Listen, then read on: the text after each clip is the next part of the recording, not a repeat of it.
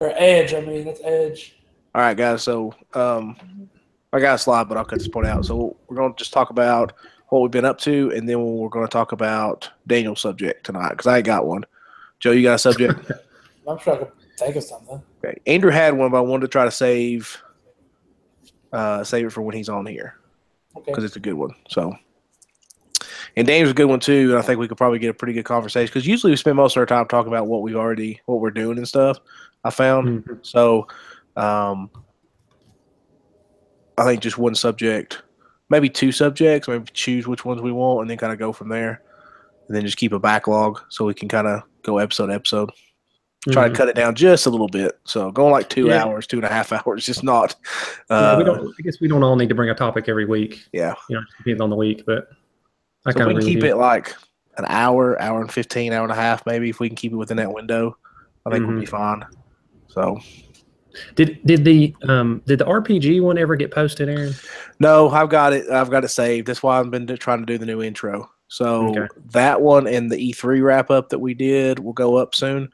For some reason or another, GarageBand basically cut off like the last 10 minutes of every file that I downloaded. So, and they did an update. So I don't know if it's because of the update, but I tried to reload the file and it did the same thing. So that's why I've been doing a new intro because I was like, I'll just do it inside the new GarageBand update where it, hopefully it'll work. So, but it was going fine, and then also like 10 minutes later, it just went silent. And I looked all over the place to see if I like maybe lowered the volume or something, and even in iTunes it did it. So I don't know if it was a problem with GarageBand or if it was a problem with the file, but and then I just got busy and I've just haven't had the time to do anything. So yeah. But all right, so this is technically episode. Let me see, what episode was it? 83. Not yet. 100. I think it's episode 45. Wow. I'll be right back. I'm gonna switch my light on real quick. Hold on. Okay. Oh wow. And on the hour of 10:31, Daniel said, "Let there be light," and there was light.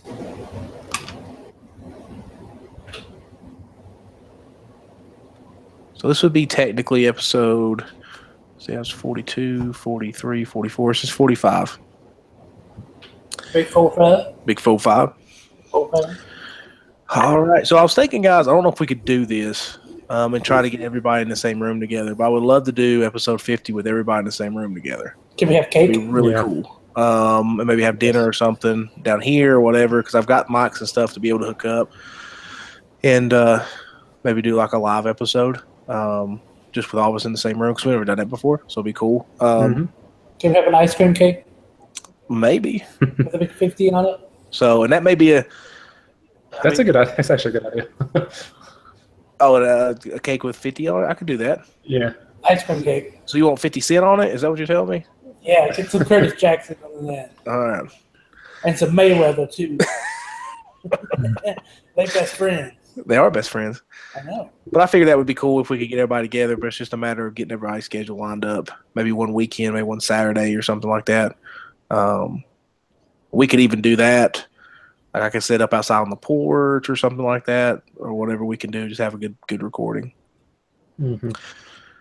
All right. Daniel, before we get started, how amazing is it that me, you, Reed, and McGill is basically trying to create a legacy for the Highland Cavalier and the first legacy class. I haven't talked to McGill yet. Reed texted me last night and told me that. What? I don't have my phone. I'm sorry. Reed texted me last night and let me know. So, but I need to text him, and I just haven't yet. I haven't been on Facebook, and the only reason I go to Facebook, there's 2 game stores I check to see if they've got any good trade-ins. And I just read a text to me, and I figured he'd put it on Facebook because I haven't been on there. So I texted him last night. But pretty cool. I was told Sean, I was like, we're apparently working on our own staff here. So when they're all old enough to go to college, that they can preserve our legacy, you know. Now, I need to hurry up and have a 6'3" baby so that it can intimidate Miguel when it walks in. All right. Welcome to episode number 45, 5 away from 50 of the Monsters of Geek podcast. I am your editor-in-chief, Aaron. With us today, we have our attorney on standby, mostly for Joe, not for the rest of us because Joe's the one who usually gets in trouble. But we have Daniel here tonight. What's up, man? Hey, what's up, man? I still haven't gotten any money from him, so I don't know how much longer I'm going to be his attorney. He's going to pay you in Bitcoin. That's what he said. It's in the virtual reality mailbox. Okay, got it. And that voice is honestly, if he paid me in Bitcoin, I wouldn't know the difference. I wouldn't know what to do with it. So he could send me just a text that says here's 100 Bitcoin. I'd be like, oh, okay, I must have 100 Bitcoin. I want to send you some rupees. Yeah, they're in the mail. Yeah. They'll come in a glass container that you break. That's illegal. And that voice is our sultry, sexy Yeti talking on air. What's up, man? Wait, rupees, that's a real currency, isn't it? I know it is a real. It's actually some country is named rupees. India, isn't it? India, oh yeah, that's it. India. They copied Nintendo. Yeah, they copied Nintendo. Nintendo slap a copyright claim on. You can't call your money rupees. So yeah, episode 45. We've been doing this for 45 episodes, and hopefully somebody's listening. We actually did a live commentary the other night for the WB Great Balls of Fire pay-per-view, the greatest name ever, and sponsored by Rocket League. And we had a one guy, I can't remember his name all of a sudden, it just escapes me, but we had a good conversation with him in chat, so we ended up about 166 viewers on that one, so we was pretty stoked about that. But yeah, so if this is your first podcast, this is the Monsters of Geek podcast. This is where a bunch of friends get together. We talk about geek culture. We bring our own questions. Format changes from time to time, but usually we have a question that we answer, a couple of them that we bring to the forefront. We start every episode talking about what have we been up to, whether it be games, video games, board games, comic books, whatever we've been up to, and we talk about them a little bit. I just want to clear one thing up. Great Balls of Fire was sponsored by Rocket League, not us. Oh, yes. Well, that's right. I wish we sponsored it did by kind of Rocket sound League. like that, yeah. Monsters of Geek podcast, sponsored by Rocket League. Don't tell them. Not tell them, maybe they'll pay us. Yeah, tell them. No, send us a check. But yeah, so this podcast is about just us wanting to hang out for a little bit and talk about some geek stuff. Where Daniel's a dad, I'm a dad, Jared's a dad, so we don't get a chance to see everybody all the time, and so Joe and Andrew comes on and we talk about some pretty cool stuff. So if this is your first episode, please share, leave a comment on iTunes. iTunes reviews help us out a lot. But yeah, we want to make this like a first episode because as Stan Lee said, every comic book is somebody's first comic book.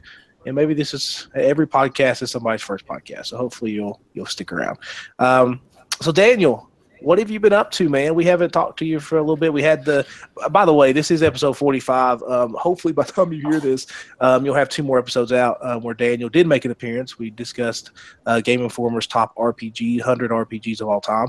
I did read their letter column this week, and it was very humorous as far as some of the things that people agreed with and some of the things that people didn't agree with. But we had a really good conversation over that list, and that will be out hopefully before this episode was. Daniel, what have you been up to, man? I'll give you one guess as to what I've been playing. Not Persona. You finished it, didn't you? Well, I beat it, but I haven't platinumed it yet, gotcha. So, how disappointing, man. I thought when you shot that, I thought you already platinumed it. No. That was that's what I couldn't believe. That's one playthrough. So I know I texted everybody in our group, but it took me 115 hours to beat the game one time, which is just, I'm sorry, it's just ridiculous. Yeah, that's going back like one PS1. time. Yeah, exactly. So I'm currently at hour 140. I'm in the 140s right now. And I keep telling myself, it's funny because I was like, okay, I bet you when I first started my second run, I was like, okay, I can probably get this done in another 10 hours. So maybe I'll shoot for 125, right? And then I blew past that. I was like, okay, 135. I'll do it 135. And now I'm way past that. It'll probably take me 160 to 170 to finally do it. But I'm still playing. I am still really enjoying it, but I am ready to play something else. Gotcha. So, but I can't. That's how I got with Zelda. At some point, I was just like, I kind of need to finish this because I need to play something else. But I don't know if you're like this, but I basically have to beat the game before I'm ready to move on to something else. So I have to beat it before I can move on to something else. That's a habit that I have. I've kind of broke it. There's certain games, like for example, I can play something like Horizon, but also throw in like Puyo Puyo Tetris. It has to be something that's completely different, like a sports game or something to kind of lighten it up a little, or kind of break it up a little bit. But I'm the same way. Like when it comes to big games, I've got to finish this one. I'm actually working on Odin Sphere and Horizon, which I guess two different types of games. But I'm like you. I usually have to beat one, which is probably why I don't beat a lot of games, because I end up either not finishing it or something like that. But I feel like I always have to go back and finish whatever I'm playing before I move on. Yep.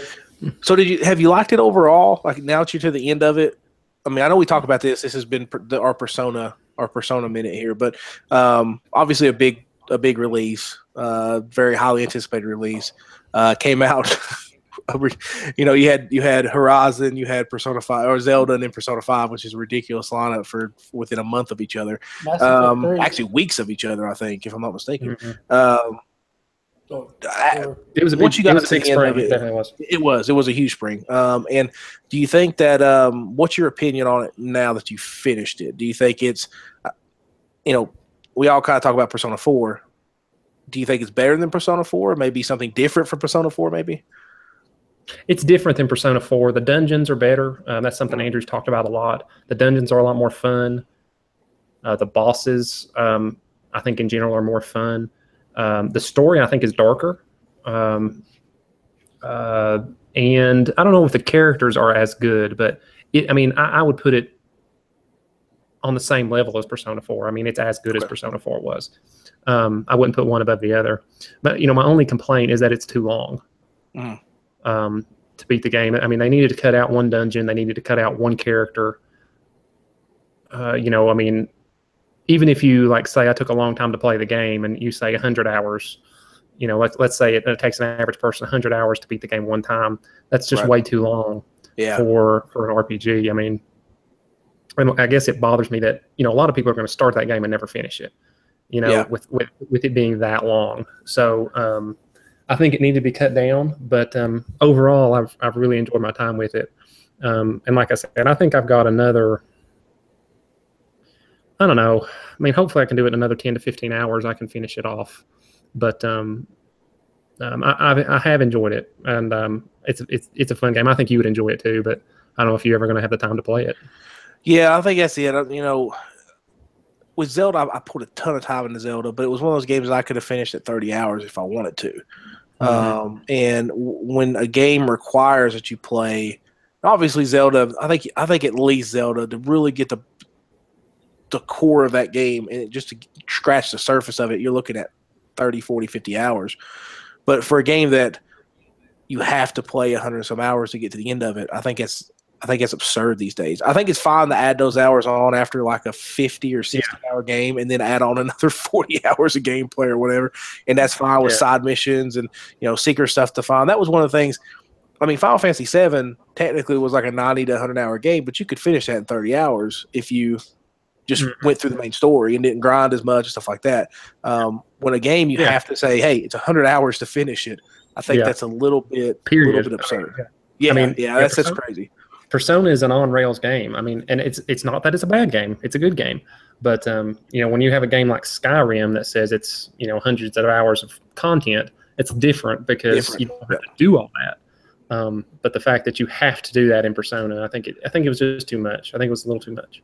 Well, I hear people like, Greg Miller from Kind of Funny Games. He says, I'm about to enter the box of Persona where I have to, that's all I'm playing for, months and months now because I haven't played it. And I couldn't imagine being a game journalist and having to do like a best of list And I know not every game journalist plays Persona games, but like for the major sites and be like, I'm going to have to grind through this game. I'm going to have to get through this game before I can actually make a judgment call on it.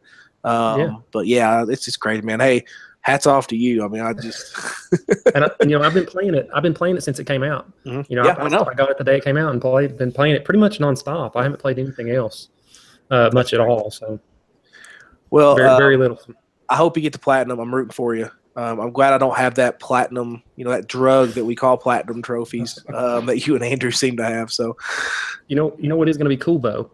I think that's going to be number 150 for me. Oh wow, cool! Congrats. So I think that'll be pretty cool. That is pretty cool. That's a lot of work, man. That's a lot of dedication to gaming. So you're a true gamer. Like you don't have to defend yourself. You just look at my trophies, man. Look at this. You know what'd be awesome? Yep. Every time you platinum a game, instead of giving you a platinum trophy, it's just a Cisco head with the platinum hair. I'd take that. That'd be awesome, wouldn't it? Just a bunch of little Ciscos with their platinum hair down there. I've Ciscoed 50 games on it. Did you get the Cisco in Madden? Oh yeah. Yeah, I got the Cisco in Madden. Dude, Sony, man, if you're listening to this, you got to get some Ciscos. I just Ciscoed Red Dead Redemption, y'all. Oh man. Joe, you have been playing something that I want to hear because I've heard so many other people talk about. The guys from Giant Bomb love it. The guys from Waypoint love it. I mean, it just sounds like a crazy game. You've been playing. What was the name of it? I just threw it out of my head. PlayerUnknown Battlegrounds. PlayerUnknown Battlegrounds for the PC, coming to Xbox One as exclusive. Joe, talk about this game because it sounds super crazy. It is super crazy. I mean, explain what it is first. If you've never, at some point, the people that listen has probably heard about it, but maybe not know exactly what it is. I mean, there's different playing types. Like you have single player, you have a two-player team, and you have a four-player team. So it's based in like Russia, and you've got this like bubble. They call it gas or electricity or something like that.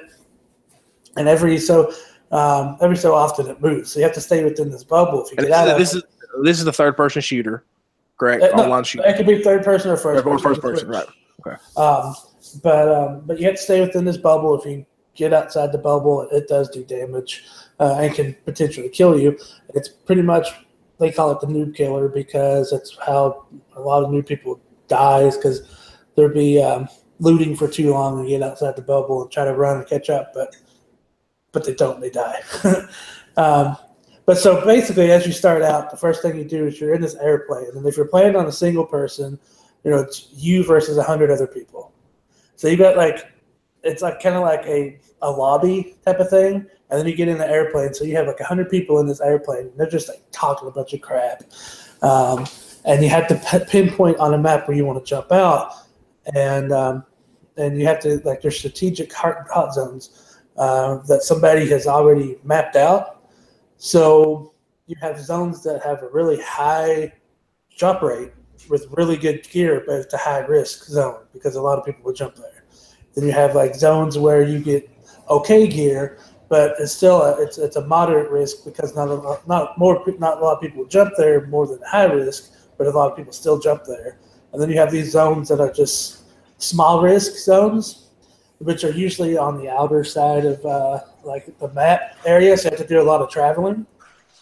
So I mean, we usually jump there. We try to jump kind of in the middle, so near a road, because that's another strategic point. If you jump near a road, there could be a car, and you want a car at the beginning so you can get as close to the inner circle as possible, and maybe get a good hideout position for the final circle battle. So the single player up against 100 people. If you play in a group of two, you're up against 50 other teams, and if you play in a group of four, you're up against 25 other teams. So and it's like it's frustrating to a point because you're like, how'd he kill me? And then it's also fun because I mean you just die. I mean it's basically the game. You die, and it's cool because not even like the so-called best players in the world will finish first every time. Right. So, and also I missed a key point. In the same zones, there's what they call red zones, and you hear this giant plane come across the sky, and you will hear the bombs drop. Okay, bomb. So you either have to get in the building or you have to keep moving so you don't get bombed. So like last night when I played with me and my buddy, he was on teams, and we got outside the circle, and we was running to catch back up with it, and we got in the red zone. So not only was we outside the circle, but we was getting bombed at the same time. That's pretty cool. This game is kind of a if nobody's ever heard of it, if you're listening, you haven't heard of it. It's kind of a phenomenon. I heard it first on the Giant Bombcast, and they just was like it's basically a beta. It's still in beta basically because it is on Steam, right? Yeah, on Steam. So it's constantly changing. They're constantly running updates. But they started playing it, I would say, probably 3 months ago, and every one of them talk about, they almost go through withdrawals because they love playing it so much. And just like Joe said, he said there's times where you hit the ground and somebody shoots you and you're dead, and there's sometimes you last a little bit. I think almost everyone on Giant Bomb has got the chicken dinner, which when you win, it says winner, winner, chicken dinner. Yeah. And you're the last survivor of the whole thing. But they said it's so fun because it's just you could suck at the game and still win. It's just a matter of kind of strategically trying to figure out what you want to do.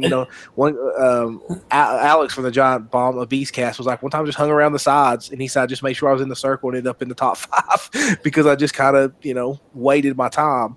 It's literally a game of hide and seek. Yep, that's what they said. Yep, that's exactly what it is. But no, I heard that it actually topped out. GTA 5 held the record for the most streams at one time, and I think it broke it last week for the most streams going at one time, or something like that or as far as streaming minutes or something like that at one time. So it's just blew up. Good job for the guy because I mean he's rolling in it now, exclusive with Microsoft and everything else. Yeah, but it's pretty nuts. It's an awesome game. I mean, if you play it, it's really cool. Turn your settings. I'll tell you another thing. Turn your settings on low. I don't care how good of a rig you have. If you play it on high, the people that have it on low, like you'll think you're hiding like high grass or high like a bush or something like that. And the people that have it on low, that bush won't be there, so they can see you just like laying on the ground. And plus, I mean the graphic requirements for it to run on like high and even ultra is ridiculous. I mean, we were talking about the other night. We play GTA 5 on like ultra settings, and even with the player unknown, if you put it on ultra or even high, it just lags it out almost. So I mean, it's probably where it's still in beta, but there is some, they'll probably get that fixed. But still, I think that's pretty funny. Like I heard that on a YouTube video that I was watching, just to kind of learn more about the game. But he said that he laid down in like this big like thicket, and he thought he was covered, and it ended up that the other player saw him just laying on the road uncovered because he was on low settings. So, yeah, I'm glad you got to play it, man. I know we talked about it a little bit. I told you about it to kind of check it out because I don't have a computer. I'm not buying Xbox One for anything. Sorry, Microsoft fans. Send your hate mail to monstersofgeek@gmail.com. But it looks cool, and I'm glad you got a chance to play. We could talk about it a little bit, but that game seems to be like this year's phenomenon. Just a really popular game that kind of came out of nowhere.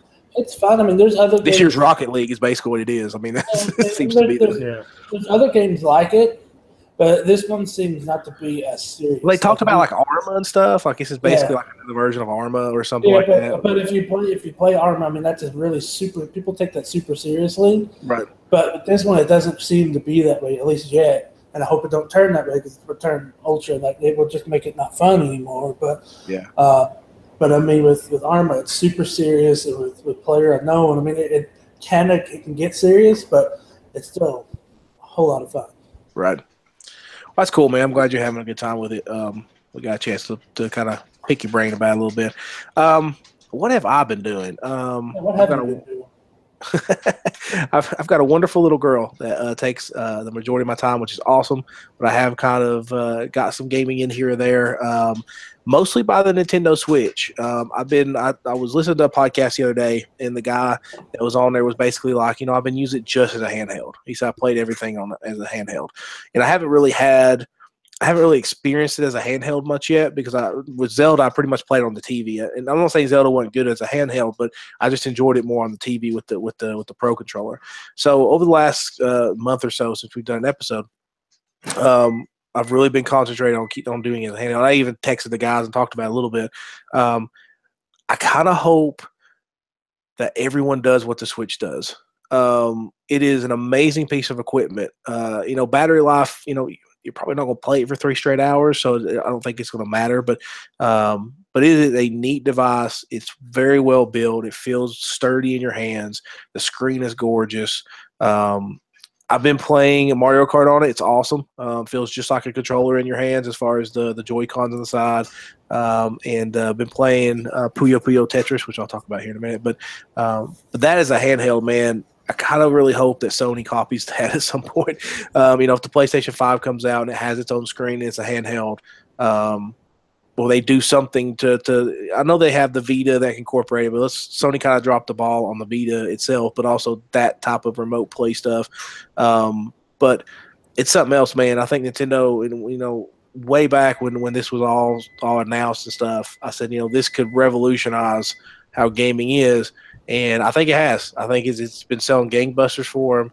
It's definitely different from what is already on your shelf as far as a console. It's neat, man. And I hope that it just gets better. And I hope that if they release a better one with longer battery life, I may actually buy an upgrade console because of that, or a pack or something to make it last a little bit longer. But it's neat, man. It's neat. They've got a lot of indie titles out, which, what I was using my Vita for, I'll now be using my Switch for. So it's just I didn't think it would be this good, but man, it's definitely lived up to everything that I hoped it would be. So that's awesome. And so when you talk about, you hope that, other Microsoft and Sony copy it. I mean, you specifically like being able to go from handheld to TV. That's what you're talking about, right? Yeah, it's cool, man. I mean, because I've been, we've actually had some availability at work. So between phone calls, if there's a big, gap in time, I'll pull out and race a race on Mario Kart or something. And it's just really convenient to be able to pull out. I feel like even though I'm not gaming much at home, I feel like I am getting some games in, whether it be me sitting on the porch with her or something like that. I'm able to do different things that I wouldn't be able to do with my PS4.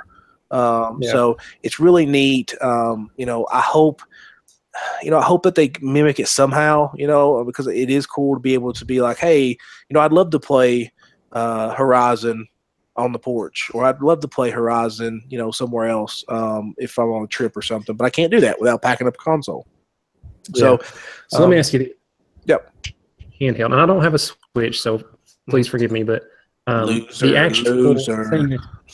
actual thing that you hold on to goes into, like say the game cartridge or whatever. So that's the actual thing you hold on to, the screen. Yep. Okay. And that's what you can take with you anywhere you go. That's it. So basically you've got the Joy-Cons, they can come on and off. So there's a couple ways you can play it. I'd play it like a handheld because I don't know. I just haven't tried the Joy-Cons separately from it yet. But you just, you can just pop it down in the dock, you take it out, it's good to go. Pop your Joy-Cons on, you got a handheld. Well, I'm right there with you. I know I talk about remote play a lot for PS4, and I know the Vita is not the Switch, obviously, but the Switch has got a better. But like we were talking about Persona and the hours that I put into it, I've played at least half of that on my Vita. Right. Just through remote play. But I think that what I would like to see at least Sony try to do to try to start mimicking that is to make remote play available on all cell phones. It'd be awesome. And I think that's where they're going to go eventually. I think right now it's only available on Sony cell phones. I think it's only available on Sony cell phones. Now, if I'm not mistaken, what's the thing with the PC stuff? Like you can play it on the Mac or something? You can do it on your PC. Okay. But that's only certain games, right? No, that's any game. Oh, okay. Okay, gotcha. Okay. Yeah, I haven't tried that yet. But I'm with you. And I know I don't have the Switch, obviously, but the ability to go back and forth and is really nice. Now it's easier on Switch, obviously, because to do it on the Vita, you have to have an internet connection to your PS4, and it has to be decent enough for the PS4 to basically stream to your Vita. Right. But that feature. So I'm with you on the feature, at least. Even if I don't have the Switch, I'm with you on the feature. Well, it's just cool, and I still like my Vita. I haven't played my Vita in about 2 months, but I have sat here on my couch and tried to stream something, and it would still flash at me and say, hey, weak signal, but I know I have good internet signal. I mean, I can stream Netflix in 4K, so I know, I know my internet signal is really good. My router's sitting almost right next to me, so there were some I was trying to play. What was I was trying to play? Hook up to one of the indie games that I had on, and it still kept flashing at me every so often. Hey, your connection's low. But it wasn't. I mean, it was fine. So, and let me give you a little tip. Mm-hmm. And I don't know if you do this already, but if you go into your PS4 settings, turn off a remote play setting that says connect directly to the PS4. Mm-hmm. So what it defaults to a setting where the PS4 sends out a Wi-Fi signal and the Vita connects directly to that Wi-Fi signal. Oh, gotcha. Okay. That's how it defaults, but it's not as strong as, like, I've got a really good router. It's not as strong as my home internet. Right. So if you go into your PS4 and turn that setting off, and it's just a checkbox, you'll connect through your router stronger, I think. So just something to try.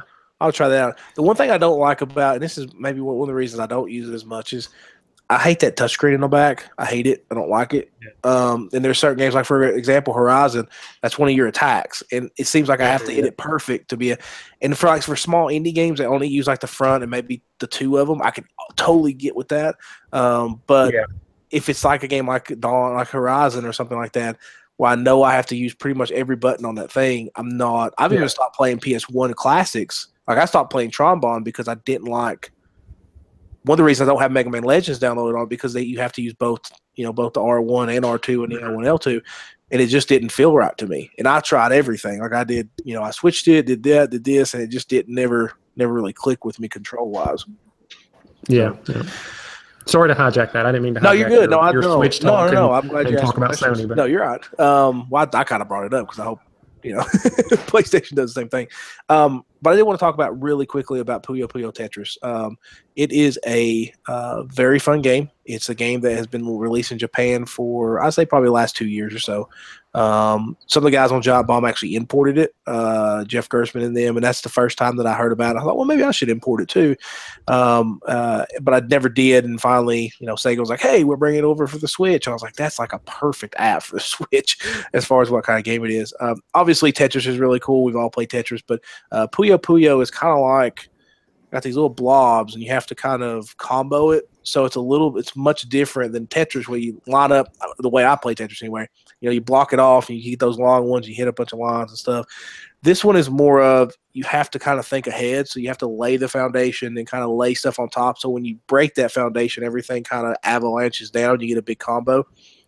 I still haven't figured that out.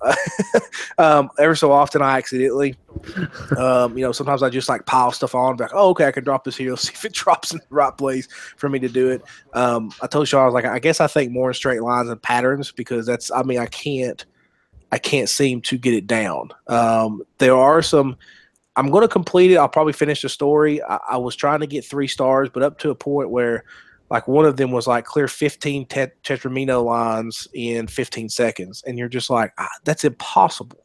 Like, that's just not possible. It doesn't even give you time to build up a wall to even attempt to do that. So as you kind of advance in the game, it's a little bit harder to get 3 stars. If I get 2, I'm fine. But now I'm just like, hey, if I can just get past whatever I need to do, because I'm good enough to do that, then I'll beat the game and I'll come back and try to do it, because it's a game that definitely has a very high replayability. But at some point you start doing like Tetris and Puyo Puyo, so it actually switches up on you, and so you'll be doing Puyo Puyo, and then sometimes you'll go to a Tetris board, and then sometimes you'll play it where it's both, and it's absolutely, it's a madness. So the way the Tetris blocks react to the Puyo Puyo, like you can squash them and stuff like that, and how the Puyo Puyo react to the Tetraminos, it's a neat concept. It's just, it's a lot of thinking on the fly because it is a very fast game. Like it even tells you, I looked up some tutorials, and the first one was like speed is what you need, and so I was like, holy crap, I can't think this fast to be able to do that. But it's a fun game. I'll definitely be able to finish. It's something that definitely kind of when I don't want to play Dawn, I definitely play Puyo Puyo. But it's and the story's goofy. Like the story, you have like the Puyo Puyo universe and the Tetramino universe, and the storyline that they've come together and they're creating chaos. It's a very anime type of storyline. It's very funny. The dialogue is hilarious. Like it's really, really funny.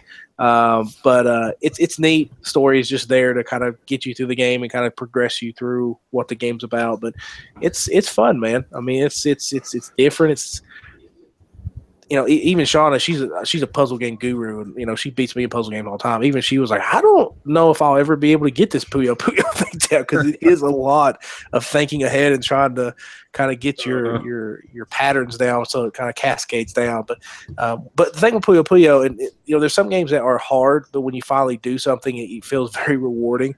When you do get a big combo or you do something in time to get a 3-star, it's very rewarding. It's very neat to do it. So hopefully I get better. I've kind of put it aside. I've been trying to get through Mario Kart, trying to get all the 3 stars in every I guess Grand Prix mode. So I've kind of put that aside. But man, it's really fun. So I definitely, if you have, I think it's on Xbox too, or not Xbox, but PlayStation 4 as a downloadable. I actually bought a physical copy for the Switch, but yeah, it's neat, man. I definitely highly recommend if you're a puzzle game enthusiast. So that Mario Kart achievement's gonna be hard for you. Why? You suck. Well, I did race because I never raced 200cc. Just to get off topic for a second, 200cc is blazing fast. But I did, so I just wanted to race because I'd been racing at 50cc to get through the Grand Prix, and yeah, so you have to go. I mean, you have this like golden Mario. It's like unlockable. So I'm trying to get all the unlockables for it, all the courses and everything. And so you have to do 50cc. So 50cc, I could close my eyes and still like lap everybody because it's so slow. It's just not very competitive. 100 is a little bit better, but I'm still, kind of blowing through that as well. So until you get up to 150cc, there's not that much of a challenge. I mean, if you played it on the Wii U, you're pretty good at it at that point. So I just want to see what 200cc was about, and it's fast, like it's fun, like it's just like all over the place, but it's fun. So hopefully I'll finish that in the next couple of weeks and kind of move on to something else. But I'm digging the Switch. So no wonder it's so fast if you went from 50cc to 200cc. Well, yeah, but 200cc is fast anyway. Well, so, I know, but I'm saying though, I mean, if you build your way up to it. You'll be going from 150 to 200cc, and it won't be as big. Yeah, it won't be as a drastic jump, and that's why I kind of wanted to do. And obviously, once you get up to 150 and 200, a lot of the course memorization comes into play because you have to know when to brake, and you have to know, hey, here comes that big curve I got to brake at. So it's a little bit different, but still fun. I mean, Mario Kart's Mario Kart. But so, what's your favorite Mario Kart? Is it still Double Dash? Oh man, I love Double Dash, but man, Mario Kart 8. Mario Kart's one of those games where I feel like whatever the next one is the best one type of thing.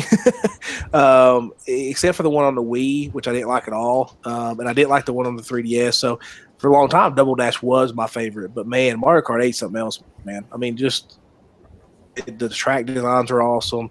All the characters and carts that they've added to it. So Double Dash is still near and dear to my heart. But man, that's even some of the Double Dash levels are better, like the Speedway. Like, that's a great one off of Double Dash. You've got the what was the other one that they had? Joe, I can't remember, but it was the one that was designed like an indie course. I can't remember what it was. Yoshi Circuit, Yoshi something. Yeah. That was really good. I like that one better on this one. I did the Double Dash version. So it's neat, man. I think it's probably the best until the next one comes out, but I don't really know what they'll do to top this one. So it's great. Mario Kart's Mario Kart. Yeah, airplanes. There you go. So, all right. So that's what we've been up to. So we do have one topic for tonight. I think it's something I've thought about too, because Twitter basically imploded on itself. So if this is your first episode, we do bring, sometimes it'll be all of us bring a topic. Sometimes in this case, where we don't want to go too awful long here, we're going to do one topic. It's Daniel's topic, but it's something that definitely kind of Twitter went nuts over the past couple days. So, Daniel, if you want to introduce your topic. The internet going nuts over something? What? What? No, not the internet. No, not the internet. Come on. Okay. So what we're going to talk about tonight is the BBC announced this past weekend. Well, I'm going to date the podcast, but very recently, that their long-running sci-fi television show, Doctor Who, the main character known as the Doctor, taken over by a woman. Let's see. 13 all of them have been white men. And just recently they said, okay, so the next one's going to be a woman. As Aaron said, the internet kind of blew up. It went both ways. It went, oh, this is wonderful. My daughter's going to, dressing up as the Doctor next year. It went completely the other way where, how could they do this? The Doctor's a man. This is ridiculous. I'm not watching this ever again. So that's what I kind of wanted to talk about tonight. So I'm a fan of Doctor Who. I don't know if you guys are. I'm still behind on this current season. I haven't watched all of this current season. But, I've been a fan ever since they brought it back from in 2005. So we can talk about it a little bit and see what you think, see what the reaction, talk about the reaction, and just see where we go with it. Joe, let's start with you. I've never watched Doctor Who, but I want to talk about it from another perspective as far as something else that made the internet go nuts. But Joe, you're a Doctor Who fan. Dan's Doctor Who fan. I've never watched it. My wife's watched a little bit of it. Time travel. I guess it's more time travel-y, right? Is that what it is? It's a time travel show. Yep. Yeah, time travel kind of hurts my head. Even Back to the Future, to a certain extent, kind of hurts my head. So, Joe, the basic premise is this, travels time and space, and saves the world and multiple times and learns things. And typically, I think what makes this show different is he's not really an action hero. He's more of a intelligence hero. Its longevity kind of speaks to and how much fun it can be. Well, this has been around forever, right? Like this has been long. Like you've had TV shows, you've had radio dramas, you've had comic books, from what I understand. So it's been pretty long running, Joe. So I can understand, somebody getting mad over something being changed after all of those years, even if it is for a silly reason. But we'll talk about that here in a minute. Joe, what do you think, man? As a Doctor Who fan, I know I saw your post on Facebook. He's pretty excited, but what? Kind of talk about that a little bit. How you felt about the reaction or the announcement, I should say. I loved it because it's not only been mentioned a few times in the series, but the Doctor, when he regenerates, it can be a he, it can be or a she. I mean, it's not a set thing. Sure, this is the first time we've ever had a regeneration of a female Doctor. But I think it's great. Plus, I mean, if you look at the other Doctors, they've either been well known or somebody that's going to be well known. It's going to be the next big thing. It's Jodie. I'm trying to think of her name. Jodie Whittaker, right?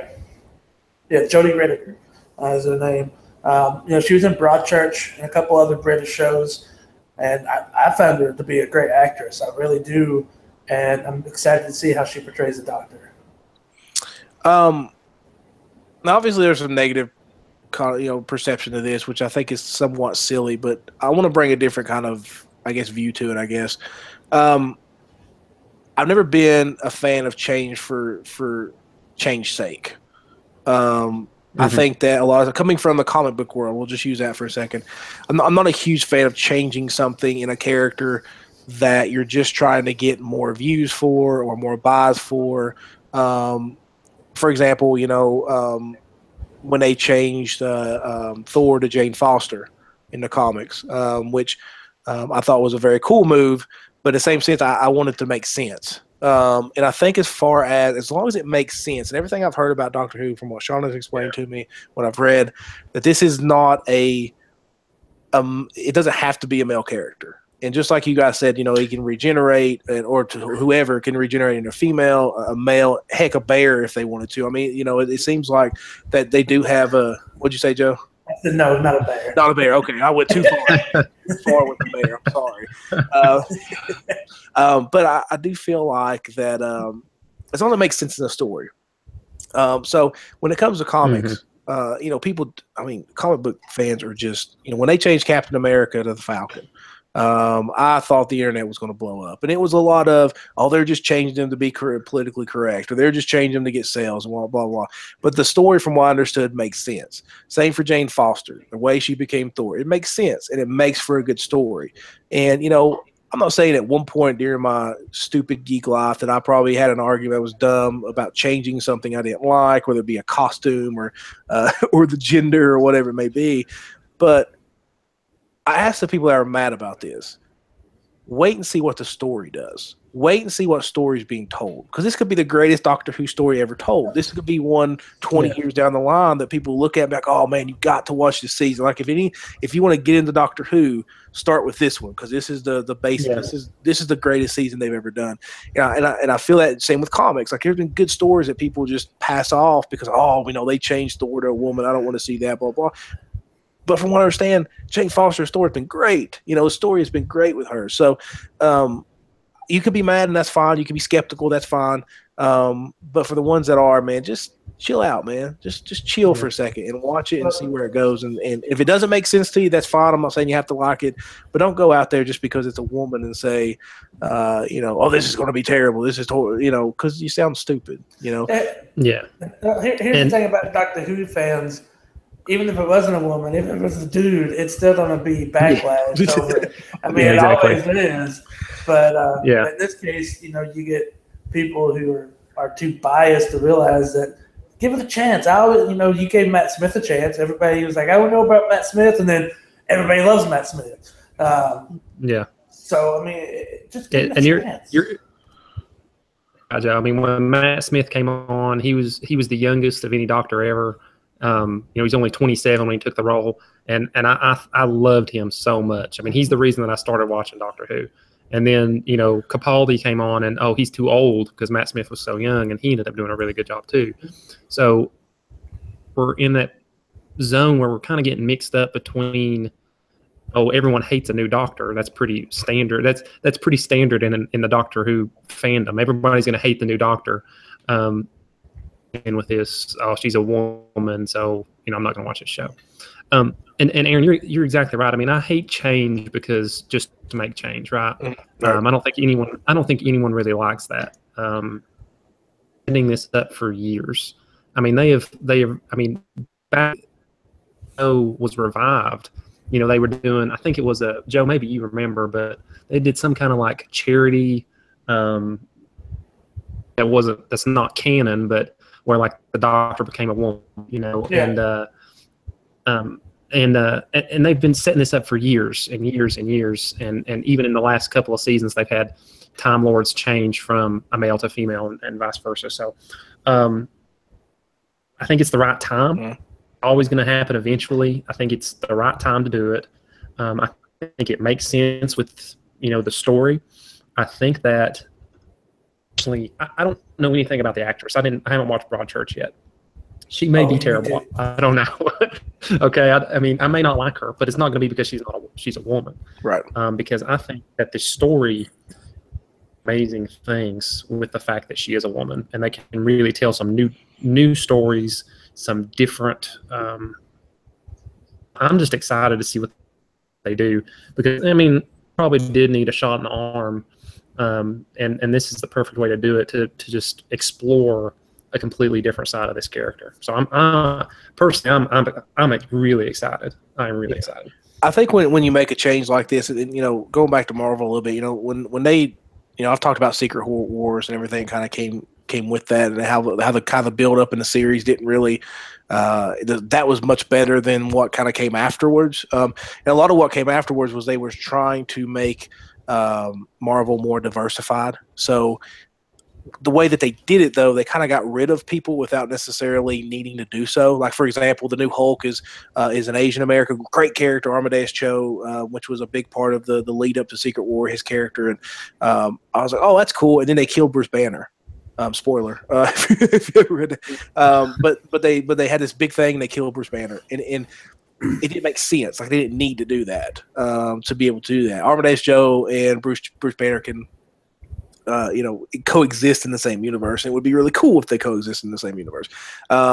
They changed a bunch of other characters, and there was rumors that they was going to take Miles Morales and make him Spider-Man, which is fine. Miles Morales is awesome. I'm a Peter Parker guy, but I like Miles Morales. Good character. And they've actually done pretty good by him. But I mean, even Marvel admitted, even though they probably shouldn't have, was like, oh, fans don't want diversity, nobody's selling books. And really it's because the stories were so bad, because Marvel just didn't plan it out very well to try to introduce these new heroes and kind of build the character for these heroes. So I think it all comes down to execution. I always talk about Michael Clark Duncan as Kingpin. That's when I was first started getting back into comics. I was like, wait a minute, Kingpin's not, he's not black, he's not Afro-American. And but I gave him a shot because he's Michael Clark Duncan. He's a great actor, and he killed that role. Like, he was the Kingpin. He was larger than life in that role. It was awesome. So after that, that's when I started being like, let's wait and see. Like, let's not jump to conclusions, because you get that both with gender and race, right? I mean, not to get too serious on the podcast, but it is when they take a predominantly white character and they try to change his race or his gender, it can ruffle some feathers. And whether or not, because I know the Moffat, I guess, was it Stephen Moffat? Was that the guy? Right or not, right? Whether it's right or not, and it's certain, right? It's certain. Typically, it's not right. And I know that the guy that runs the show, what's his name that runs the show for Doctor Who now? Moffat. Stephen Moffat. Yeah. He has said some stuff that probably didn't help him out when people would ask him about whether or not it was going to be a woman. Marvel kind of did the same thing. The lead designer on Persona 5 Persona 5 got in some hot water about some things he said about the character being male, and it's just not a female-driven story and stuff like that. So I can see why people can kind of dig themselves in a hole. But I am glad that, because it seems like this is something that, like you guys said, and as far as the fandom of Doctor Who, makes sense, and people have been wanting it for a long time. And I saw a video, Daniel just kind of talk about, daughters and stuff like that. There was a little girl, and the mom was filming her reaction, and once she turned around and saw that it was a woman, she turned around and she said, Doctor Who's a girl, and it was just so awesome, right? And I thought, if a decision like that makes a lot of people mad, but it creates new fans, and it creates that girl finally gets to be Doctor Who for Halloween, or finally gets to, and as far as males, we do have a lot of characters that we can relate to, and females not so much. It's gotten better. There are some people that continue to argue that there's not enough, and I argue back. It's like, look, it's like 100 times better than what it used to be. I'm playing one of the biggest games of the year in Horizon with a female protagonist. That's not made to be sexy, or not made to be, a pinup girl. This is just an awesome action hero. So we've come a long way. There's still some stuff we need to do, but we've come a long way. And it's just really cool that, my daughter's probably going to have a lot of characters to look up to by the time she's old enough to understand what she likes and what she doesn't like. But I think people need to, slow the roll. Let's see what this story does and kind of go from there. Well, I mean, to build on your point, not only does it give like a new fan base, but up until now, most of I must speak for myself. Most guys say which doctor they like, and then which companion that they like. But this time, female always get to fall in love with the doctor. Like, I know a lot of people who really fall in love with Doctor. So this gives us a chance to maybe fall in love with the Doctor in a whole new way. They're kind of geeky, so but no, man, I love Doctor Who. I'm not support. I mean, I've had my fair share of he won't make a good doctor, but I've liked Doctor Who since I watched The Silver Chair, which is the BBC version of The Silver Chair, which is a C.S. Lewis novel. And Tom Baker was in it, and I looked more stuff up with Tom Baker, and he was the I want to say the third Doctor, I think. If that's right, I have to look that up. But I started watching his fourth Doctor. I started watching his fourth. Yeah, I started watching his online, and that's how I became a Doctor Who fan because of that. So I mean, he's probably always going to be my favorite Doctor. But I mean, this gives a whole new light, like you said, to new fans, and I think it's going to be a good thing. And I don't want to minimize people that's mad about this because I've always said, I don't know what I'll do when Spider-Man's not Peter Parker anymore, because Peter Parker is I relate to that character so much. But as long as there's a good story, if you're going to kill off Peter Parker, then make it awesome. Like, make it one of the best stories ever. And if you're going to do this, you better have the story to back it up, type of thing. Because if the season sucks, everybody's going to say, oh, because they changed it to a woman. It doesn't matter. Yeah, exactly. And so I think it's a lot of pressure on the writers and the creators, but it's a necessary step. One of these days, I'm going to pick up a Marvel comic in years, and Peter Parker's not going to be Spider-Man.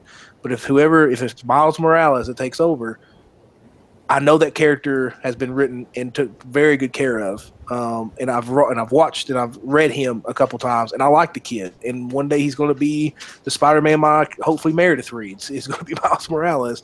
But I think you have, in order to keep a property alive, you have to have some integration. You have to have change. You have to have, you have to give people something to be excited about. And I think Doctor Who's done that, whether or not you hate it or you don't. I think, it's kind of breathed new life into something that would probably go on without this change, but it definitely changed it up a bit. And it's going to be really interesting to see what the story is going to be. It will be interesting to see how long they keep her, if they pull like a Chris Eccleston where it's only one season, or if they keep her on for multiple seasons. It'd be interesting to see how that goes. And I guess it all depends on the feedback of a lot of people, I guess. I don't know. But, I hope she goes multiple seasons. Like I said, I really liked her in Broadchurch. I thought she was great.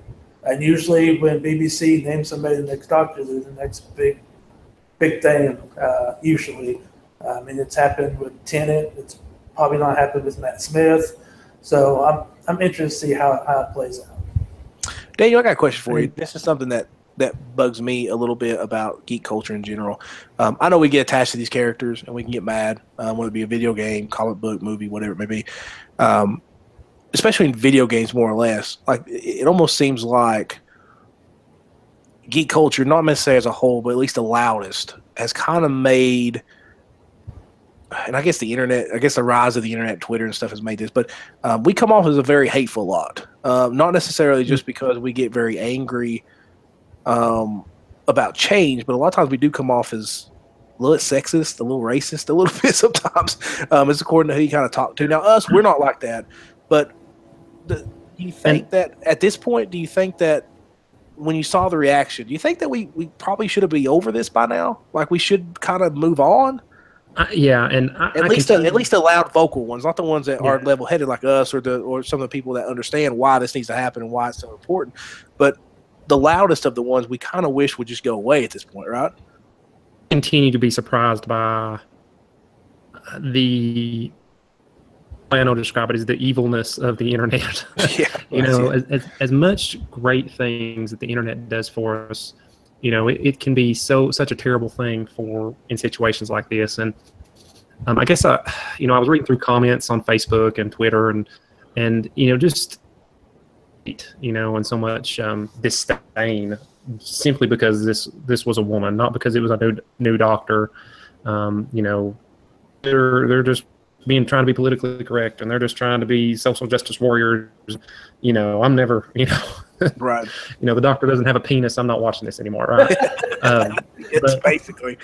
That's exactly what That's a great tagline for this episode. The doctor doesn't have a penis. I think I may actually name the episode "The Doctor Doesn't Have a Penis." Now we have to start the explicit tag now. Daniel, that's an anatomical word. It's an anatomical word. It's okay. Just how much shock my wife just said. Did Joe just say that? And I said, no, Daniel did. Hey, I have to say a lot worse things in court. Okay? I'm sure you do. You'd be amazed. It is just the gamer culture. Mm-hmm. You know, I mean, certainly we have the bad apples. I mean, there are people who, you know, I think about like the Gamergate movement, terrible people, which has lost some steam now. Mm-hmm. It was awful for its time. You know, it's not just geeks, and it's not just people who are in, you know, in this world. I mean, it infects every part of society. I mean, you think about sports, like, you know, the whole issues with Colin Kaepernick, you know, things like that. You think about politics, obviously, all the issues with Obama and Hillary, and you know, anything that's, I mean, I guess anything that's different. I mean, I think I would, you know, and it's not, and I'm not like I'm all about, I'm hitting on like conservative people, because it's not necessarily that. There's just bad people on the other side, right? Yeah, exactly. There's enough bad to go around. Yes, I know that. I mean, everyone's on an extreme side, but I do wish we were past this by now. I do wish that something like this could get announced and it'd just be like, oh, that's cool, okay.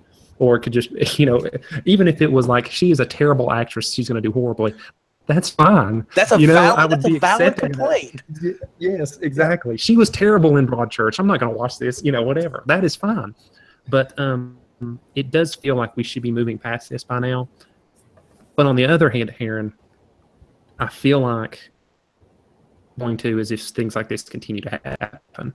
You know, we continue to make games where we have a female doctor, where we have a female Thor, where, you know, we have an Asian Hulk, where we have, you know, a Hispanic Spider-Man, you know, move in this direction, and hopefully 2 generations down, the next generation, you know, our kids' generation, the generation after, you know, it's just going to be, oh, this is the way it is. Yeah. So hopefully we can weed out some of that, you know, that hate that I was talking about from the internet. But it's disheartening, but at the same time, I feel like we're going to get there eventually. Yeah. Yeah. Well, I mean, go ahead, Joe. I was just going to say, to build on Daniel's thing when he said, you know, she's a horrible actress, you know, maybe wonder if they would have got somebody like Emma Watson or something like that, there would have been that much more of a storm in order for her, you know, to become the doctor. I wonder if people would have cared as much because, oh, it's Emma Watson, instead of somebody who not many people know. Because if you don't watch Broadchurch, you probably don't know who she is. She's only been in British shows and movies. So I wonder if that would have been such a controversial thing if it was somebody that people knew. Well, I think it probably would have. I don't know, maybe, but I mean, just like Daniel said, most of the reaction was not who it was the fact that she's a woman. I know, but I wonder if it was a well-known woman. Well, I think the same people would have still been mad. I think we're talking about even, you know, we talk about the smallest group, that's the loudest group type of thing. Unfortunately, when it comes to, you know, Twitter and everything else, you do get more, that group kind of grows larger, right? I mean, because it's a much bigger platform that people can get on there and complain and be this way. Yeah. But I mean, it sucks. I mean, you know, and I think that at some point during my you know, what I liked as far as geekdom goes, I kind of grew out of that. You know, if I didn't want to read a comic with a woman in it or whatever, or the character changed so much that it was completely what I didn't like the story. I didn't like why the change was made or whatever. I don't read it. I don't complain about it. I don't get hateful about it. I just don't read it. You know, there's been some things that even, whether it be a change for gender or race, or maybe just a story, or maybe like a retcon I didn't like. Like it didn't matter what color the person was or what gender it was. If they did something for, you know, I wasn't a huge fan when they took Mary Jane out of the equation of Spider-Man. So guess what? I didn't read Spider-Man because I liked Mary Jane. I liked Spider-Man. I liked a married Spider-Man. That's my Spider-Man. So that's why I quit reading it. I didn't complain about it. I didn't, you know, slam anybody about it. I just quit reading it. And I hope that those people at some point down the line, if they don't like this, and quit watching Doctor Who. Quit being hateful about it. Quit watching Doctor Who. Well, I'm sure the people, I mean, there's not be Doctor Who fans that probably say that because it comes with everything. I'm sure some of these people don't really watch Doctor Who. Sure, yeah. I wonder how many of these people watch Doctor Who are complaining because, like I said earlier, people's going to hate the new Doctor.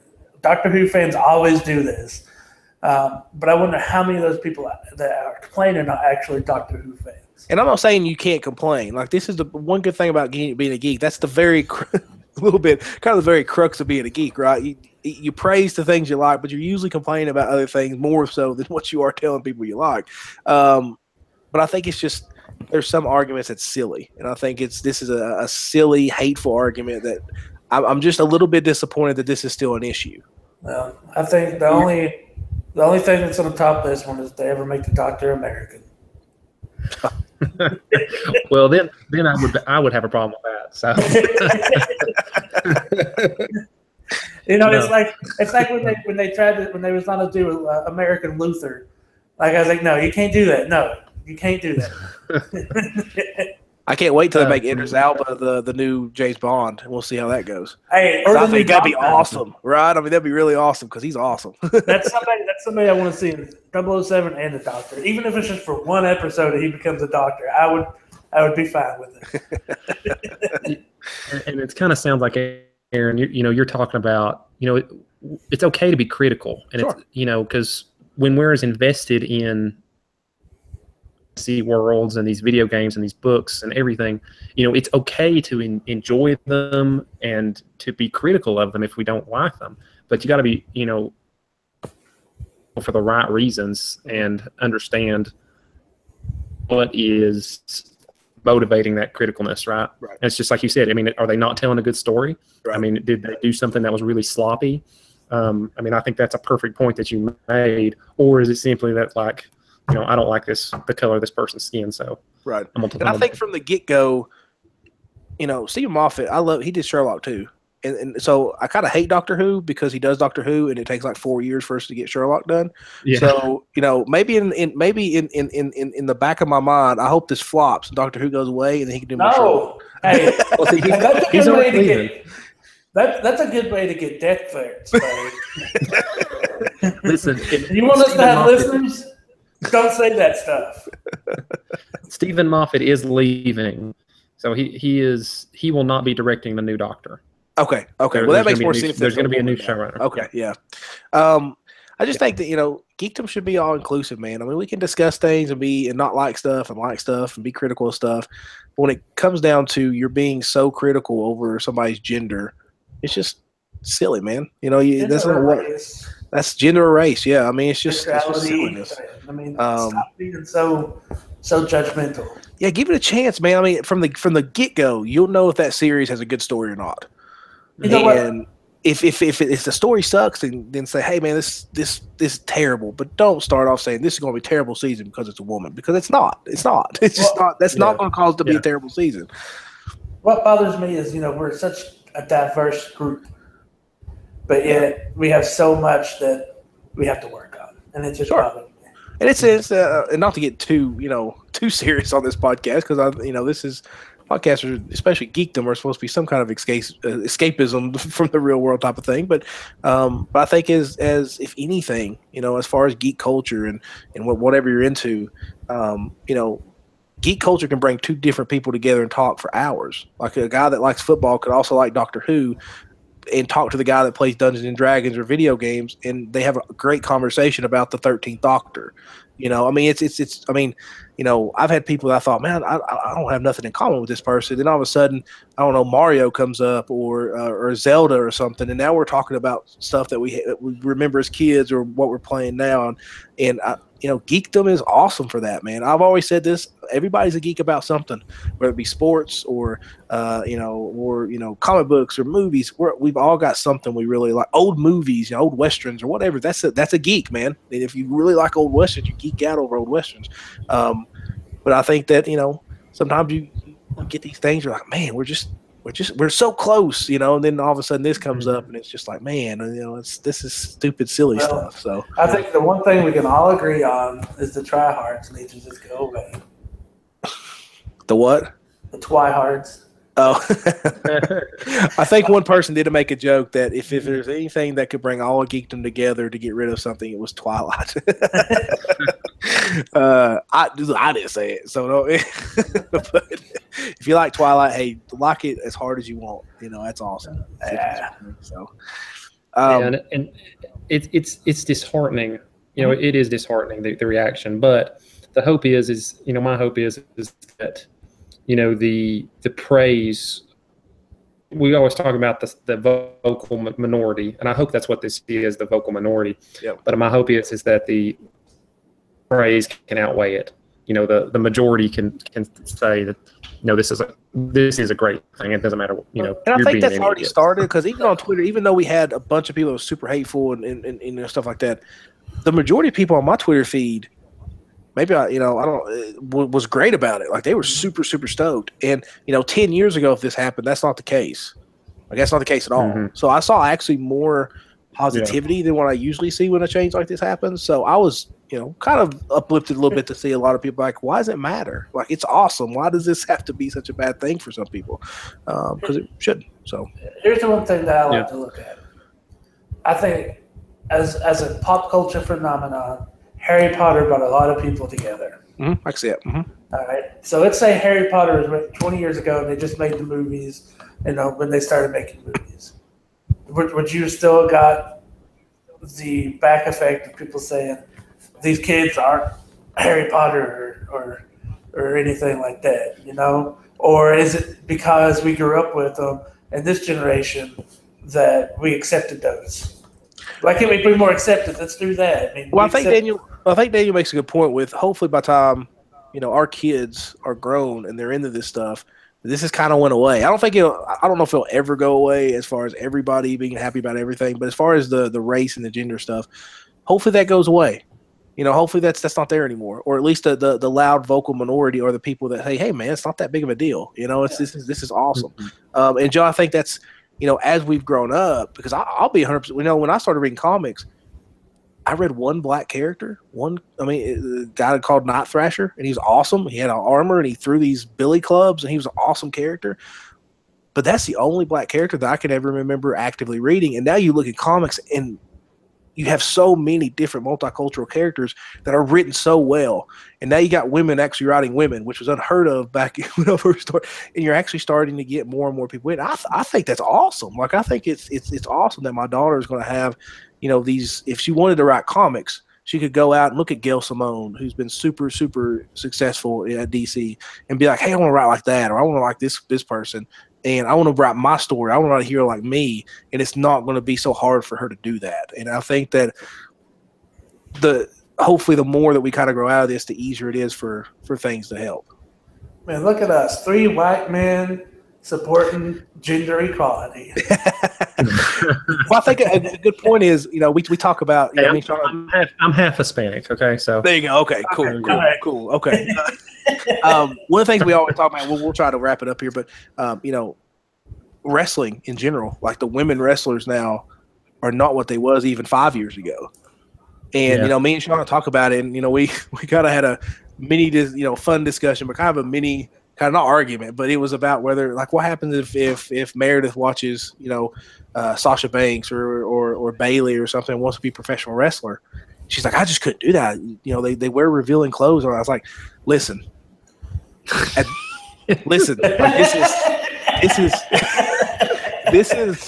is good stuff. Like, this is if Meredith wants to get into wrestling now, this is the golden age of that, because beforehand, wrestling with women has always been about, sexuality, showing more skin. Even when I was growing up, like even Miss Elizabeth to a certain extent was, you go back and watch that, you didn't realize as a kid, but, she was wearing some low cut stuff, and she always came out wearing tight dresses and stuff. It's always been like that. Short dresses, right? It's always been like that. And now to see, just show her an old clip of a bra and panties match. Exactly. That's how much it changed. You couldn't have a bra and panties match these days. No, and you shouldn't. Like, you shouldn't. And you shouldn't. Exactly. You shouldn't. And none of those. The way Sasha Banks and Charlotte and Bailey and all them, we don't want to see them do that. Right. We want to see them wrestling.